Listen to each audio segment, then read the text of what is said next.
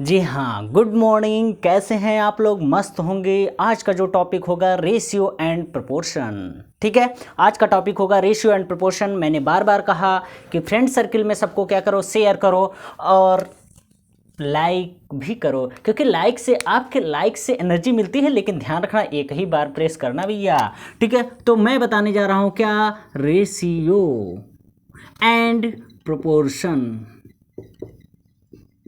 ध्यान देना, रेशियो क्या है। अब बात फंस रही भैया, रेशियो है क्या? रेशियो का मतलब, ये ध्यान रखना, रेशियो का मतलब क्या हो गया? फ्रैक्शन। रेशियो मीन्स क्या? फ्रैक्शन। हाँ जी, बिल्कुल सही। अब आप बोलेंगे सर ये क्या बता रहे हैं। बिल्कुल, प्रोपोर्शन मीन्स क्या होता है? इक्वल। प्रोपोर्शन मीन्स क्या होता है? इक्वल। क्या होता है? इक्वल।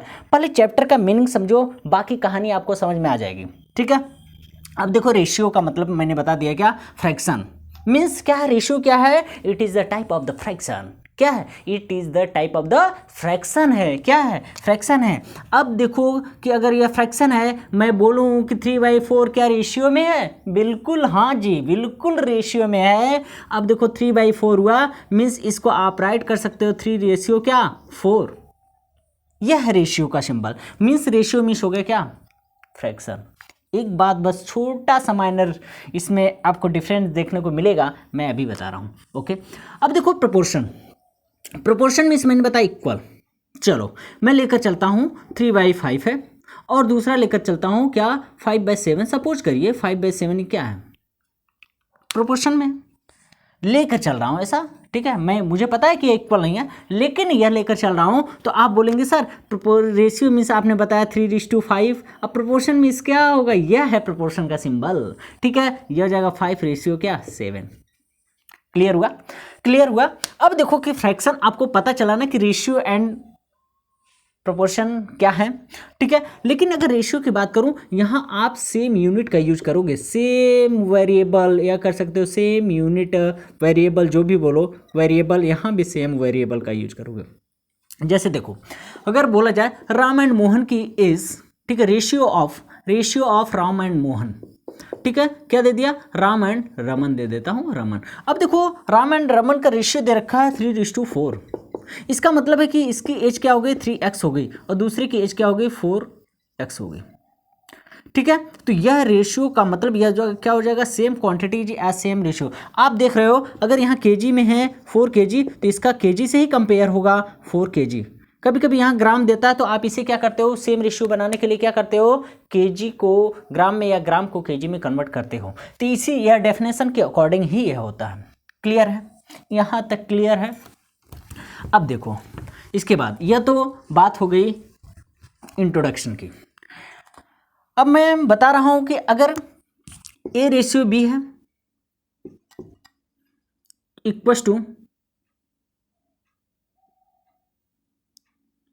या A/B है, इसको राइट कर देंगे A/B।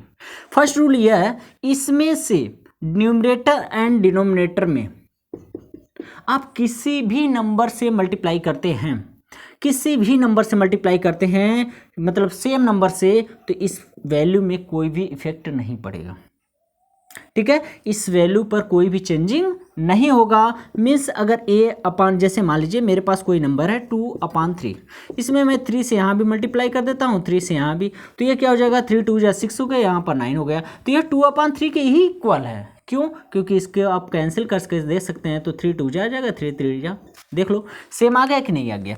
तो ऐसे कंडीशन में रेशियो एंड प्रोपोर्शन क्या हो गया कि यह आप किसी भी नंबर से मल्टीप्लाई छोड़ो, किसी भी सेम नंबर से, क्या बोल रहा हूँ, सेम नंबर से क्या, सेम नंबर से क्या भैया, मल्टीप्लाई, और मल्टीप्लाई के साथ क्या, डिवाइड भी करेंगे, कोई भी इफेक्ट पड़ने वाला नहीं है। क्लियर है? लेकिन ऐड करोगे तब, अगर सेम नंबर ऐड कर रहे हो तब इफेक्ट पड़ेगा, सब्ट्रैक्ट कर रहे हो तब इफेक्ट पड़ेगा। ठीक है, ये ध्यान रखना। इतना क्लियर हो गया? इतना क्लियर है? अब देखो, अगर मैं दे देता A/B और इसका डुप्लीकेट रेशियो निकालना होता, क्या निकालना होता, डुप्लीकेट रेशियो, तो आप बताते सर दोनों का स्क्वायर ठीक है, दोनों का क्या कर देंगे, स्क्वायर। हाँ जी, स्क्वायर करना है। ठीक है, ए स्क्वायर रेशियो बी स्क्वायर, यह है डुप्लीकेट। नेक्स्ट क्वेश्चन पूछा जाता है, डुप्लीकेट हो गया। अब नेक्स्ट क्वेश्चन क्या पूछा जाता है, जल्दी बताओ नेक्स्ट क्वेश्चन क्या पूछा जाएगा। तो डुप्लीकेट क्लियर हुआ, मतलब किसी भी नंबर का क्या करेंगे, कोई भी रेशियो फॉर्म में दे रखा है उस नंबर का हम कर देंगे स्क्वायर, और जैसे ही स्क्वायर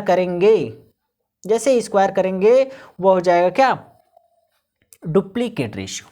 चलो डुप्लीकेट तो क्लियर हो गया। नेक्स्ट हम बात कर रहे हैं क्या, ट्रिप्लीकेट रेशियो।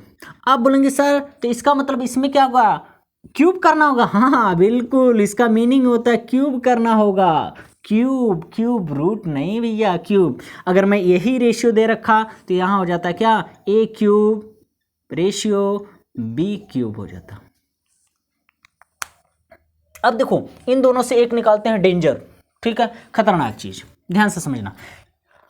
अगर यहीं पर वर्ड दोनों में लग जाता सब डुप्लीकेट, क्या लगा वर्ड, सब डुप्लीकेट रेशियो यह लगा, तो क्या कर देते हैं, इस जो ए रेशियो बी दे रखा था वैल्यू, और उसी का क्या निकाल देते, square root A ratio square root B हो जाता। अगर सब ट्रिप्लीकेट दे रखा तो सब ट्रिप्लीकेट दे रखता तो इस कंडीशन में इसका क्यूब रूट हो जाता। ठीक है, तो यहां से क्या होगा, स्क्वायर रूट, यहां से क्या हो गया, देखो यह सब से स्क्वायर रूट क्या हो गया, स्क्वायर रूट, और यहां क्या, क्यूब रूट। देख रहे हो, तो सब डुप्लीकेट एंड सब ट्रिप्लीकेट, हमें लग रहा है कि 100% आपको समझ में आ गया होगा। Got it, okay. अब बताते हैं नेक्स्ट। ओके, ट्रिप्लीकेट आ गया, सब डुप्लीकेट आ गया, यहां तक तो क्लियर हो गया, यहां तक क्लियर हो गया, क्लियर हुआ, ओके। अब देखो नेक्स्ट पॉइंट की बात कर रहा हूं, नेक्स्ट पॉइंट की मैं बात करने जा रहा हूं। अगर देखो नेक्स्ट पॉइंट में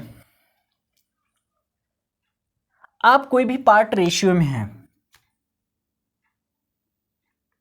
ए रेशियो बी है, ए रेशियो बी है।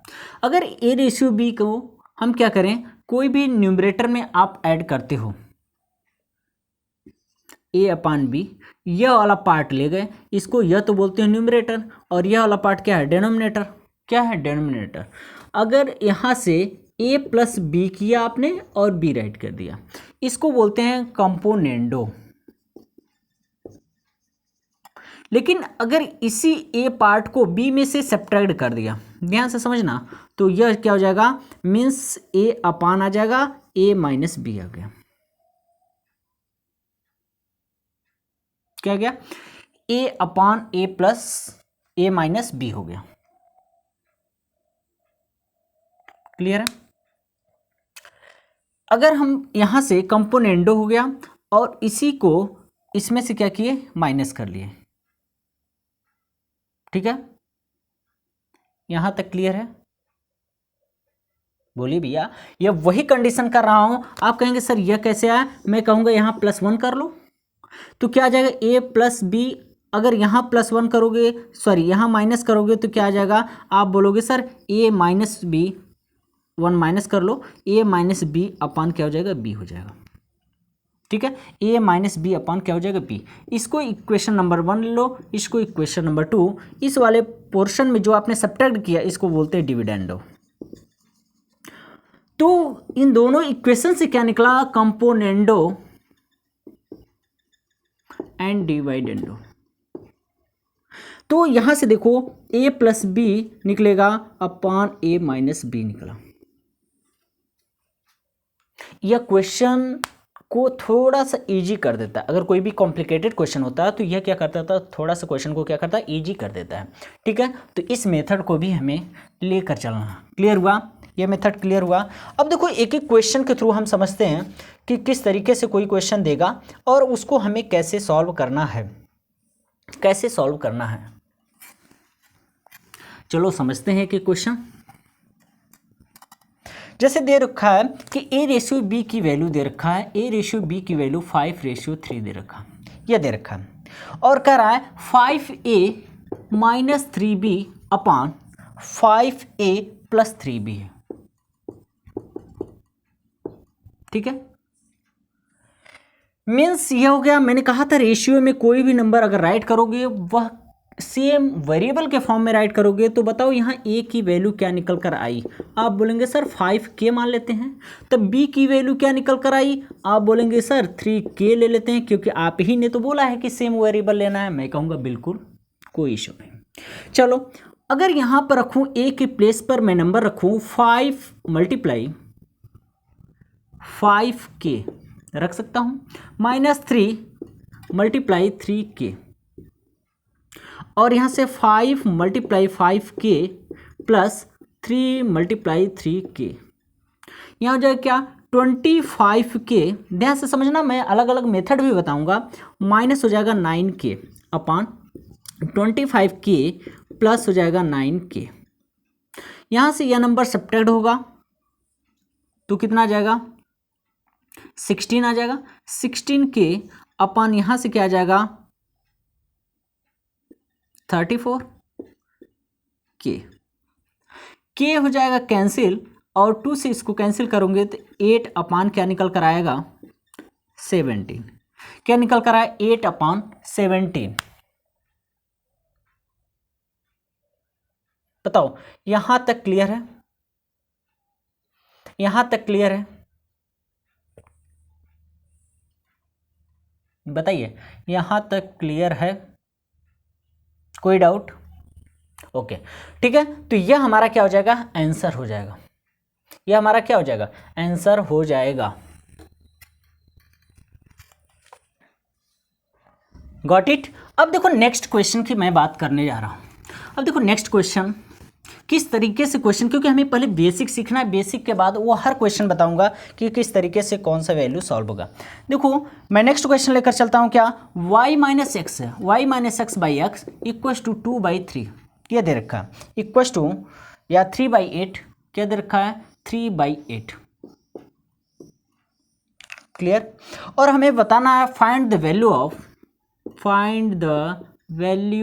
ऑफ y बाई एक्स, क्या निकलना y बाई एक्स। ठीक है, ये हमें फाइंड करना है। तो देखो इस नंबर का अगर सोल्यूशन करेंगे तो इस नंबर का क्रॉस मल्टीप्लिकेशन करेंगे, 8 का y में होगा 8y माइनस 8 का x में होगा 8x। क्रॉस मल्टीप्लिकेशन की कंडीशन क्या भी है, जब एक्स्ट्रा इधर से कुछ अलग से ऐड ना हो, इधर भी कुछ ऐड ना हो, तभी क्रॉस मल्टीप्लिकेशन होता है, नहीं तो क्रॉस मल्टीप्लिकेशन नहीं हो। तो यहाँ से कुछ एक्स्ट्रा नहीं ऐड है, यहाँ भी कुछ नहीं, तो क्रॉस मल्टीप्लिकेशन होगा जो कि कंप्लीटली न्यूमरेटर एंड डिनोमिनेटर का फॉर्म बनना चाहिए। Condition clear. 3x इस नंबर को उठाओ इधर ले जाओ तो 8y equal to 3x minus है तो यहाँ हो जाएगा क्या प्लस, और हो जाएगा क्या प्लस 8x, क्या हो जाएगा प्लस 8x। ओके, तो 8y इक्व टू यहाँ हो जाएगा 11x और मुझे क्या रहा y अपन x निकालिए, मीन्स y को यहाँ छोड़ो और x को इधर ले जाओ, x को इधर, तो y अपन x बन गया और 11 को वहीं छोड़े रहो, 8 को हटाओ इधर तो हो जाएगा 11/8। तो y बाई एक्स की वैल्यू क्या आ गई 11/8। देखो कभी कभी आप लोग गलतियां कर देते हो, 11/8 या 8/11 राइट कर दोगे। तो रीजन क्या है, अगर आपको लगता है कि नहीं मुझे गलतियां हो रही हैं तो इसका क्रॉस मल्टीप्लिकेशन जो आपने राइट किया, जो भी मन में आया राइट कर दिया लास्ट स्टेप पे, इसका क्रॉस मल्टीप्लिकेशन करके देखा करो क्या वही आ रहा है जो ऊपर के फंक्शन मैंने राइट किया। तो देखो 8 का y में मल्टीप्लाई 8y, तो 8y ऊपर है, मीन्स जो मैंने फ्रैक्शन फॉर्म में चेंज किया है ये 100% ट्रू है। बताओ यहां तक क्लियर हो गया, यहां तक क्लियर हुआ, बोलो भैया यहां तक क्लियर हुआ। ओके, अब देखो नेक्स्ट दे रखा है 3a equal to 4b equal to 6c और हमें फाइंड करना भैया a ratio b ratio c, क्या करना है a ratio b ratio c, ये हमें फाइंड करना है। ठीक क्लियर है। अब देखो जो ये गिवन है इसके इक्वल टू के मान लेते हैं, जो ये गिवन है इसके इक्वल टू क्या ले लेते हैं, K. 3a equal to 4b equal to 6c equal to K. तो हर एक फंक्शन इसके इक्वल होगा, बताओ यस और नो, हर एक फंक्शन इसके इक्वल होगा। तो बताओ 3a इक्वल टू के, तो a इक्वल टू क्या आ जाएगा, के अपॉन 3। चलो 4b इक्वल टू के, तो b इक्वल टू आ जाएगा के अपॉन 4। ठीक, अब देखो 6c इक्वल टू के, c इक्वल टू आ गया के अपॉन 6। सारी वैल्यू फाइंड हो गई। अब यहाँ पर वैल्यू पुट कर दो, तो के अपॉन 3 रेशियो के अपॉन 4 रेशियो के अपॉन 6। अब कहोगे सर कि या तो अपॉन में हो गया, सेम रेशियो में कैसे बनेगा, सेम रेशियो में कैसे बनेगा।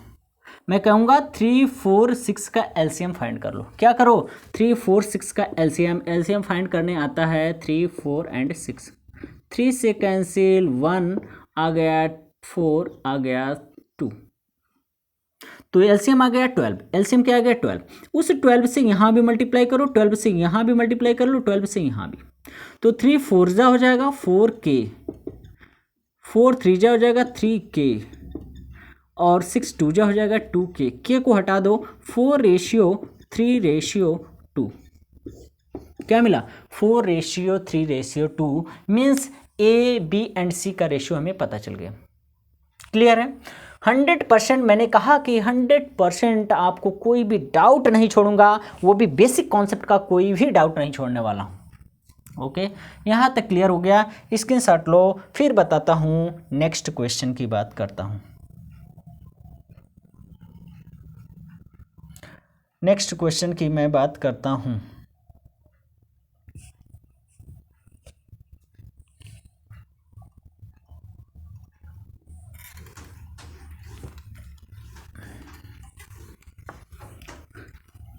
अब देखो, अगर कहीं ऐसा भी दे रखा है 64 रेशियो 100, 64 रेशियो 100, इसका सब डुप्लीकेट निकालो। क्या बोला, सब डुप्लीकेट फाइंड करना है। तो ऐसे कंडीशन में इसको क्या रूट में डालोगे, यह आ जाएगा 8 और यहाँ जाएगा 10, यही निकल कर आ जाएगा सब डुप्लीकेट। क्लियर हुआ। तो ये सब डुप्लीकेट हो गया। अगर मान लो मुझे दूसरा क्वेश्चन दे दिया गया, क्या 4 रेशियो 5 का रेशिप्रोकल रेशियो बताओ। 4 रेशियो 5 का रेशिप्रोकल ऑफ क्या होगा।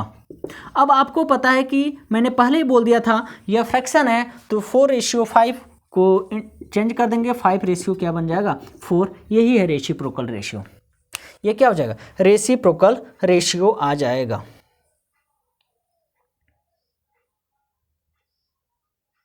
बताओ, यहां तक क्लियर है, यहां तक क्लियर है।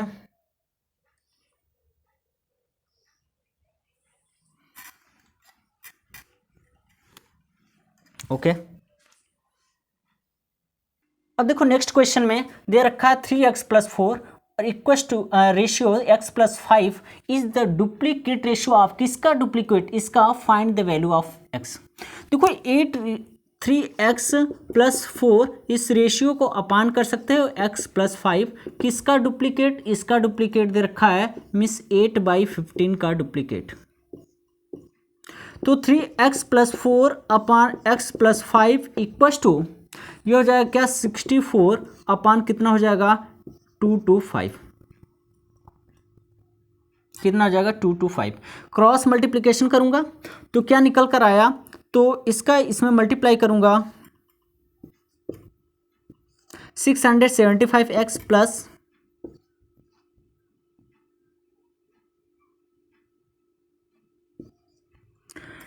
और यहाँ से इसका मल्टीप्लाई करूंगा तो 64x आ जाएगा और आपका आ जाएगा प्लस 320। क्लियर हुआ। इस x वाले टर्म को इधर लेकर जाते हैं तो यहाँ से मैं सॉल्व कर रहा हूँ और यह हो जाएगा 675x minus 64x equal to यह हो जाएगा क्या 32, इस साइड में जाएगा 320 माइनस हो जाएगा 900 और यहाँ से सॉल्व करेंगे 1 और आ जाएगा क्या आपका 611 आ जाएगा x इक्वल टू यहाँ से क्या आ जाएगा 0 आ जाएगा 8 आ जाएगा और आ जाएगा 5 एक्स इक्व टू आ जाएगा 580 माइनस में और 611। किसी से कैंसिल है, बताओ किसी से कैंसिल हो सकता है? मीन्स आ गया क्या, -580 अपॉन 611, -580 अपॉन 611, यही हो गया क्या, एक्स की वैल्यू। क्लियर है? तो आपने देखा कि जिसका डुप्लीकेट था, कि डुप्लीकेट का मतलब क्या होता है, स्क्वायर, मैंने स्क्वायर किया और उसका जो एक्स वाला टर्म था उसके इक्वल कर दिया। फिर देखो क्रॉस मल्टीप्लिकेशन किया, क्रॉस मल्टीप्लिकेशन का आपको रूल बता रखा हूँ, 225 का इन दोनों में नंबर में मल्टीप्लाई हुआ, फिर 64 का इन दोनों में इक्वल हुआ। फिर देखो एक्स वेरिएबल को एक साइड में ले गए, न्यूमरल वैल्यू को एक साइड में ले गए, फिर एक्स की वैल्यू फाइंड हो गई। क्लियर? अब देखो नेक्स्ट क्वेश्चन।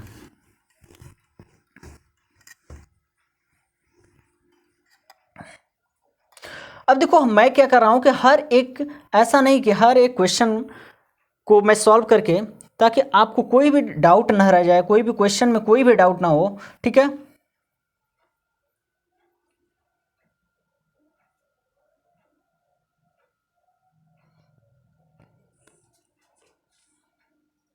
अब देखो नेक्स्ट मैं जो पॉइंट की बात करना चाहता हूं वह प्रोपोर्शन की बात करना चाहता हूं। जैसे प्रोपोर्शन में ए रेशियो बी था और प्रोपोर्शन का यह सिंबल लगा हुआ था, और सी रेशियो डी है। ठीक है? इस बाहर वाले टर्म का बोलते हैं क्या, एक्सट्रीम टर्म। क्या बोल देते हैं, एक्सट्रीम टर्म। और जो ये इनर टर्म है इसको बोल देते हैं क्या, मेन टर्म। ठीक है? हमेशा ध्यान रखना, एक्सट्रीम टर्म का multiply means A multiply D equal to हो जाता है क्या, बी मल्टीप्लाई सी। हमेशा यही निकल कर आएगा। Means product of extreme terms, इसी को राइट कर सकते हो क्या, product of extreme term equal to product of mean term. ठीक है? यह क्लियर हो जाएगा। तो product of extreme term equal to the product of mean term हो जाएगा। नेक्स्ट यहीं पर हमें समझना है क्या, कॉन्टिन्यू प्रोपोर्शन। नेक्स्ट यहीं पर समझ लेते हैं क्या, कॉन्टिन्यू प्रोपोर्शन। जैसे मान लीजिए कि A B C D E F ऐसा दे रखा है, और कॉन्टिन्यू ऐसा दे रखा है, कॉन्टिन्यू। तो देखो कैसे निकलता है, ए अपान बी हो जाएगा, इक्वस टू यह बी वाला ऊपर जाएगा, बी अपान सी हो जाएगा, इक्वस टू यह सी वाला न्यूमरेटर फॉर्म में चला जाएगा, डी हो जाएगा, फिर इक्वस टू डी अपान ई हो जाएगा। देखो यह सब एक आइडिया है जो कि कॉन्टिन्यू को रिप्रेजेंट करने में आपको क्या होगी, आसानी हो जाएगी। ठीक है? तो यह है कॉन्टिन्यू प्रोपोर्शन। क्या है, ऐसे ऐसा नहीं कि यहीं पर कंप्लीट हो गया, आप इसको अगर बढ़ाते जाएंगे तो ये भी कंटिन्यू क्या होगा, बढ़ता जाएगा। इसी को बोलते हैं कंटिन्यू प्रोपोर्शन। ठीक है? तो आपको इसी तरीके से क्वेश्चन दे रखेंगे, ए बी या A 2 3 4 are continue, then find the value of A. ठीक है? इस तरीके से क्वेश्चन आ सकते हैं। ठीक है? चलो एक एक एग्जाम्पल की बात करते हैं सबका। देखो अब देखो क्वेश्चन है मेरे पास कि यहाँ पर दे देता है 3:4 proportion x ratio 20, find the value of x, find the value of x, ऐसा दे देता। तो आपको पता है कि यह एक्सट्रीम टर्म का एक्सट्रीम टर्म है, मीन टर्म का means 3 × 20 equal to 4 × x। x equal to क्या हो जाएगा, 3 × 20 अपान क्या हो जाएगा, 4, 4 5 × 20, x की वैल्यू आ गई क्या, 15। क्लियर है? x की वैल्यू क्या आ गई, 15 आ गई। x की वैल्यू हो गई क्या, 15। अब देखो कि अगर कंटिन्यू में दे रखा, सपोज करो 2 दे रखा है यहाँ x और 4 5 या इतना ही, आर कंटिन्यू, आर कंटिन्यू। तो देखो क्या करते हैं, 2 अपान x हो गया, फिर क्या हो जाएगा, फिर x जाएगा, x अपान 4 हो जाएगा। इसका क्रॉस मल्टीप्लिकेशन करेंगे तो x स्क्वायर इक्वल टू 8 आएगा। बताओ दिख रहा है, दिख रहा है आपको? चलो x स्क्वायर इक्वल टू 8 और x इक्वल टू आ जाएगा क्या, 2√2। क्या आ जाएगा, 2√2। ये तो आ जाएगा। ओके, क्लियर हुआ?